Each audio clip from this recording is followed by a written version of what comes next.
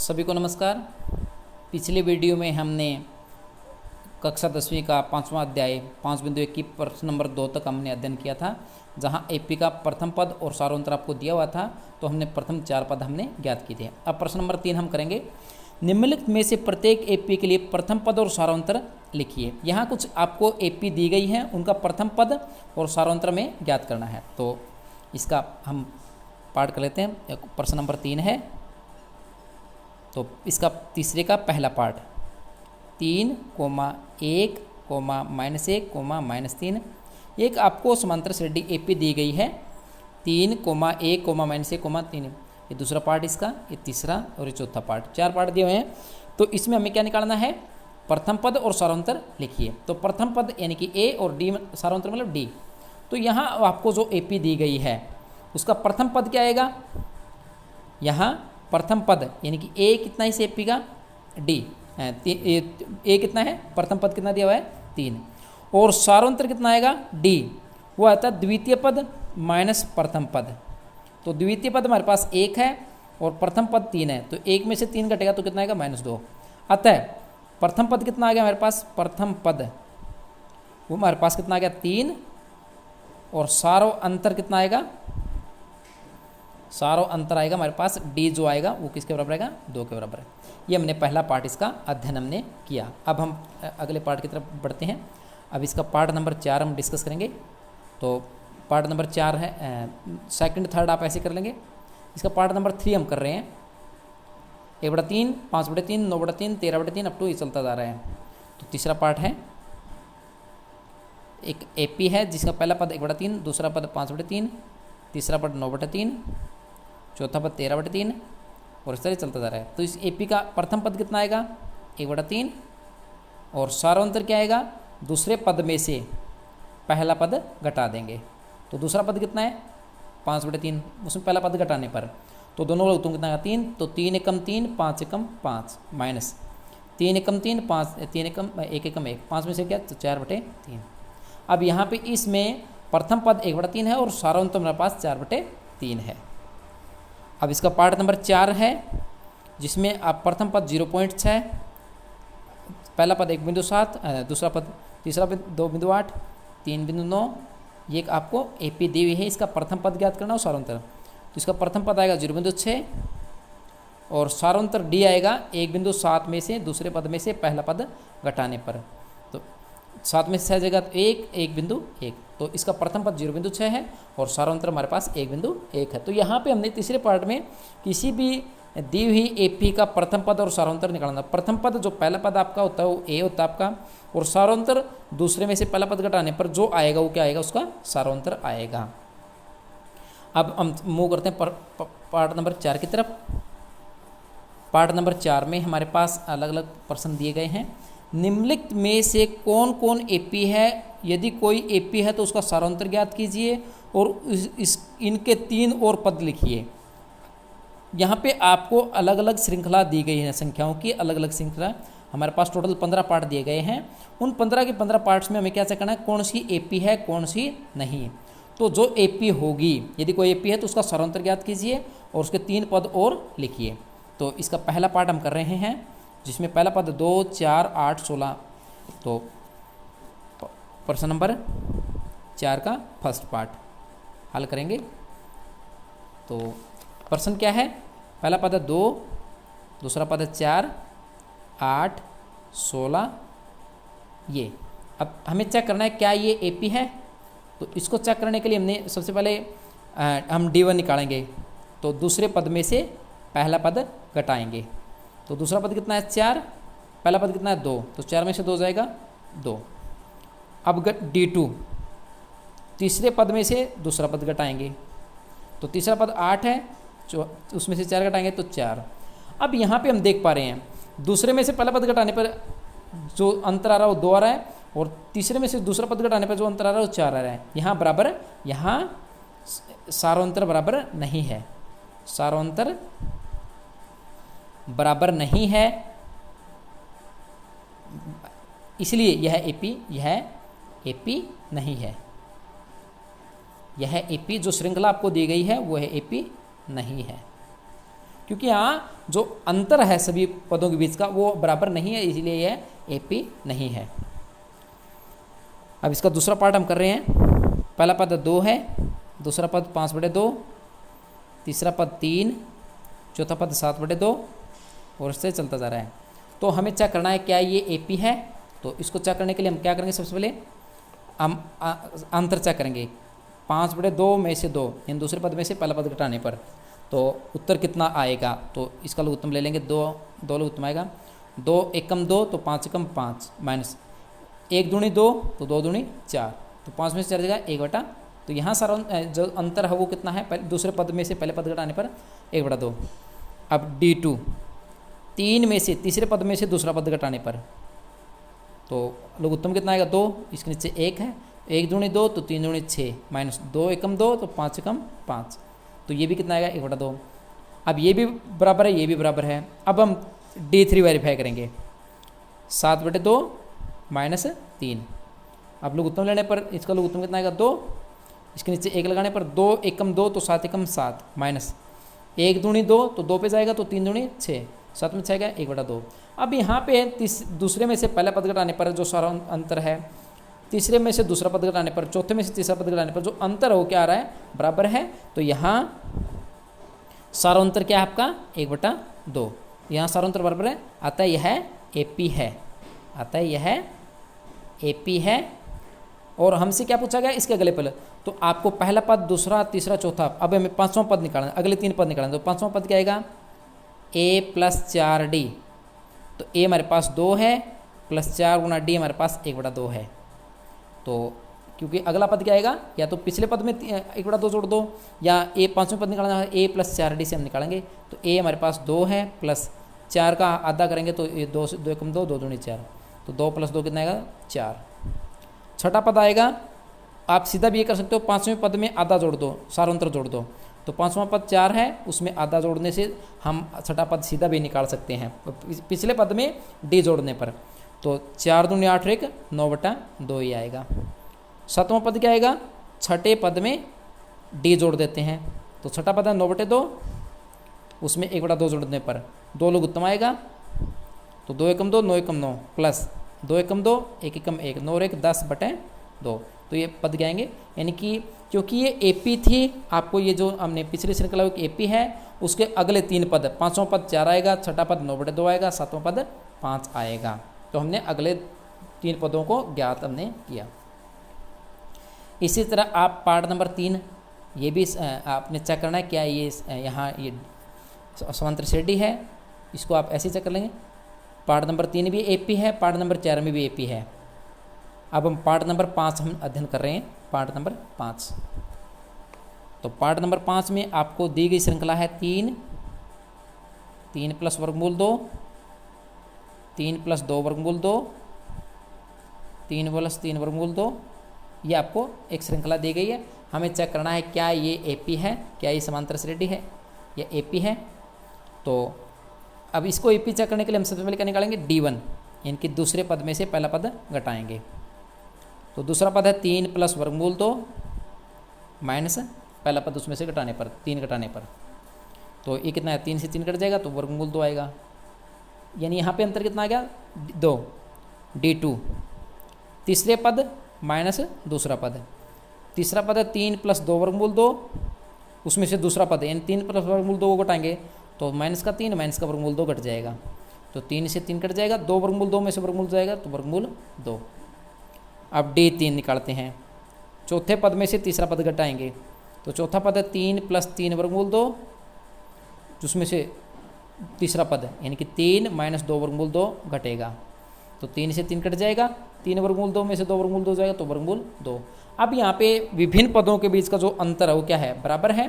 तो यहाँ आपका सारांतर, यहाँ जो सारांतर वो कितना आ गया वर्गमूल 2, क्योंकि वो अंतर बराबर आ रहा है। अतः यह श्रृंखला एपी है, यह श्रृंखला एपी है। और अगले हमने, क्योंकि अगले इसके हमें 3 पद और ज्ञात करने हैं, तो क्योंकि हमें यहाँ पे पहला, दूसरा, तीसरा, चौथा पद आपको दिया हुआ है, तो हमें 5वां पद ज्ञात करना है। तो 5वां पद कितना आएगा, चौथा पद प्लस डी, तो चौथा पद है 3 + 3 वर्गमूल 2 और उसमें डी यानी कि वर्गमूल 2 जोड़ने पर, तो 3 + 3 वर्गमूल 2 और वर्गमूल 2, 3 + 4 वर्गमूल 2 आएगा। छठा पद कितना आएगा, पाँचवां पद प्लस डी, तो पाँचवां पद अभी नहीं निकाला, 3 + 4 वर्गमूल 2 और डी हमारे पास वर्गमूल 2, तो 3 + 4 वर्गमूल 2 में एक वर्गमूल 2 जुड़ेगा तो 5 वर्गमूल 2 जाएगा। और इसी तरह सातवां पद क्या आएगा, छठा पद प्लस डी, तो छठा पद है 3 + 5 वर्गमूल 2 और उसमें वर्गमूल 2 जोड़ने पर, तो 3 + 6 वर्गमूल 2। तो इस एपी के जो अगले 3 पद हैं वो ये हमारे पास 3 + 4 वर्गमूल 2, 3 + 5 वर्गमूल 2 और 3 + 6 वर्गमूल 2 आएंगे। ये हमने चौथे का 5वां पार्ट हमने सीखा।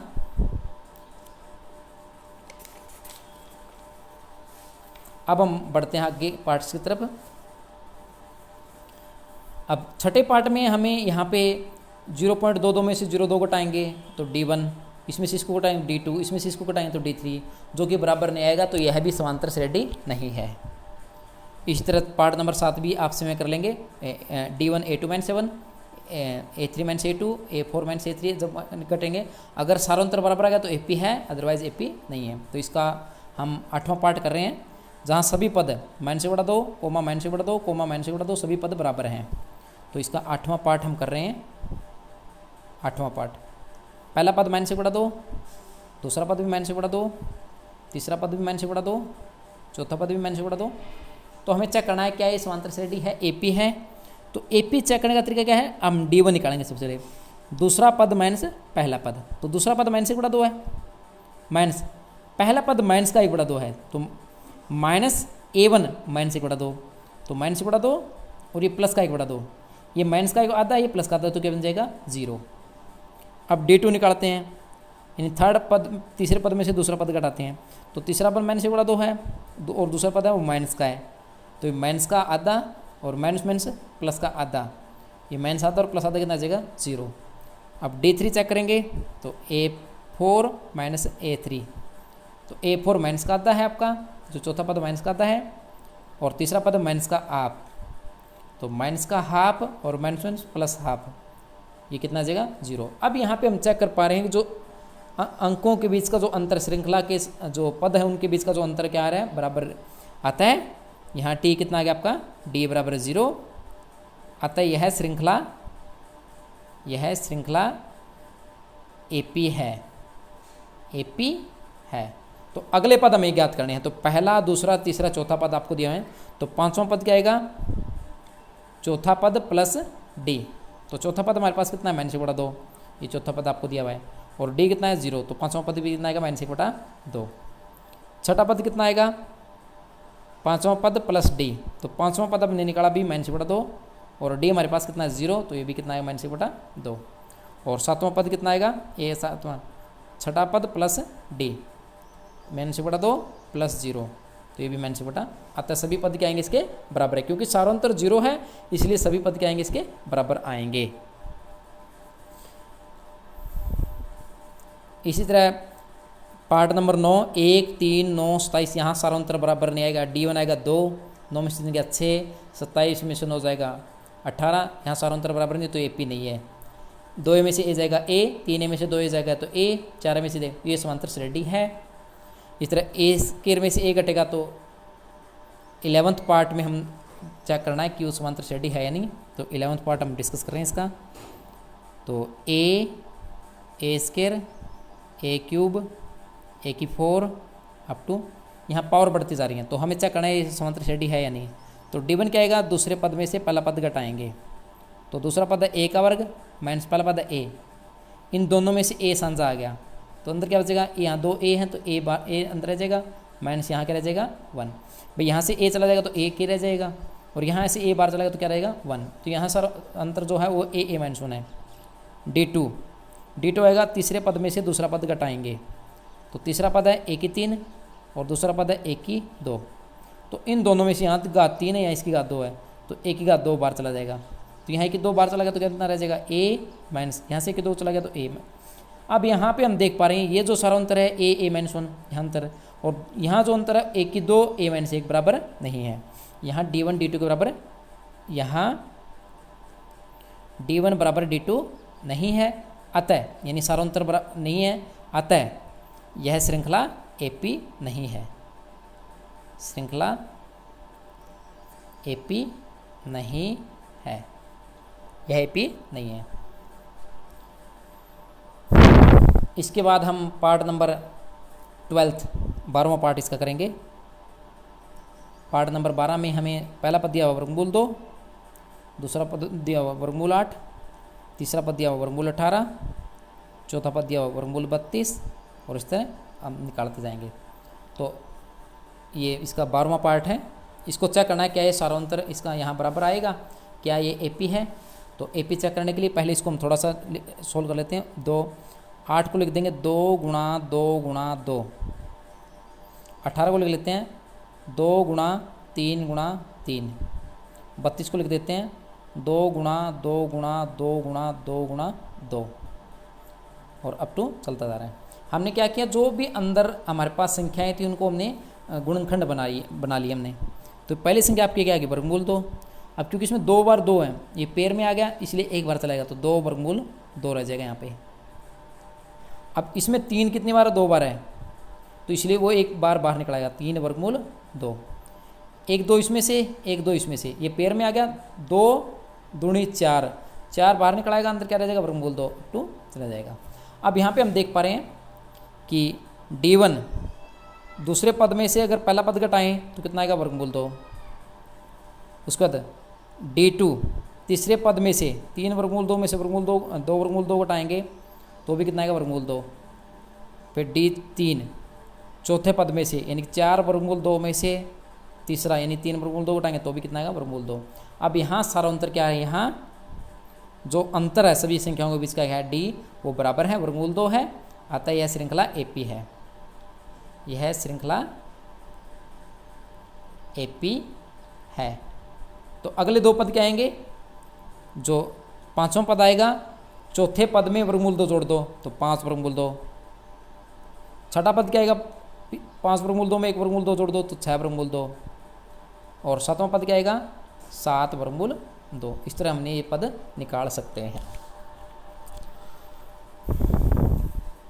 उसके बाद इसी तरह इसका पार्ट नंबर 13 आएगा, पार्ट नंबर 14 भी इसी तरह हम कर लेंगे।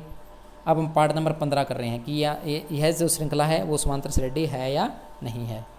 तो पार्ट नंबर 15 XV 1 की घात 2, 5 की घात 2, 7 की घात 2, 73 अप टू ये हमें चेक करना है क्या ये समांतर श्रेणी है या नहीं है। तो इसको हल करने पर तो पहला पद आ गया आपका 1, 5 की 2 आ गया 25, 7 की 2 आएगा 49, 73 और इस तरह ये चलता जाएगा हमारे पास। तो यहाँ D1 25 माइनस 1 कितना आएगा, 24। D2 तीसरे पद में से दूसरा पद घटाने पर 25 तो कितना आएगा, 24। D3 चौथे पद में से तीसरा पद घटाने पर तो भी कितना आएगा, 24। अभी हम यहाँ पे देख पा रहे हैं जो पदों के बीच का जो अंतर है वो क्या है, बराबर है, अतः यहाँ जो सारांतर है आपका D है वो कितना आ गया, 24। अतः श्रृंखला यह श्रृंखला AP है, AP होगी। और जो अगला पद आएगा, 5वां पद आएगा, वो आएगा चौथे पद में D जोड़ देते हैं। तो चौथा पद हमारे पास कितना है, 73 और उसमें D यानी कि 24 जोड़ने पर 4 और 3 7, 7 और 2 97 आ जाएगा। छठा पद आ जाएगा, 5वें पद में D जोड़ देते हैं तो 97 प्लस 24 ये एक जाएगा 121। 7वां पद आ जाएगा, छठे पद में D जोड़ देते हैं यानी कि 121 में 24 जोड़ दें तो 145। तो ये अगले 3 पद हमारे पास इस समांतर श्रेणी के आ जाएंगे।